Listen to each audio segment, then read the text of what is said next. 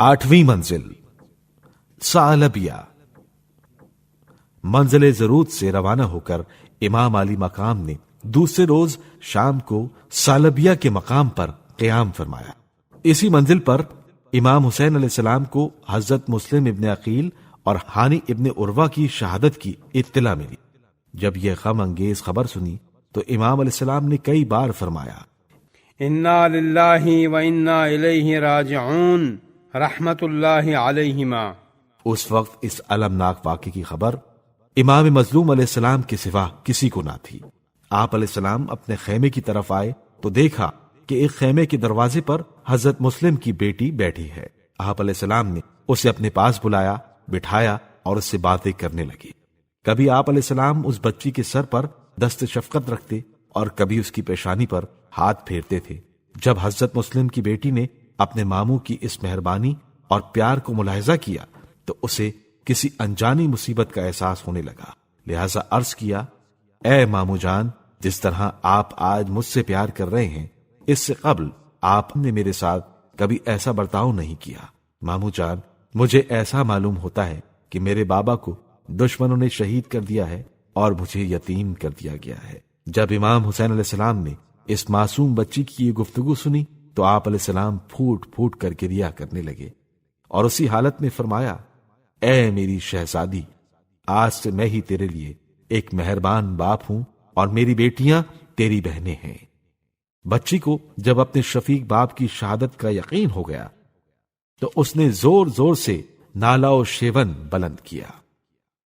9ویں منزل زبالہ۔ منزل ثعلبیہ میں رات گزارنے کے بعد صبح سویرے اگلی منزل کے لیے کافی پانی ہمراہ لیا اور آگے روانہ ہوئے اور منزل زبالہ پر جا کر قیام فرمایا، اور یہی منزل ہے جہاں پہنچ کر امام عالی مقام کو قیس ابن مسہر سیداوی کی شہادت کی خبر غم ملی۔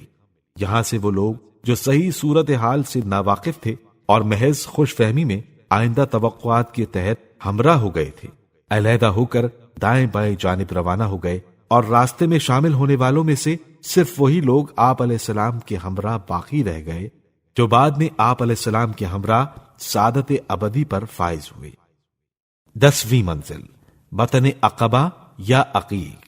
توحید کا یہ عظیم کاروان جب اس منزل پر پہنچا تو آپ علیہ السلام کی بنی اکرمہ کے ایک شخص عمرو ابن لوزان سے ملاقات ہوئی۔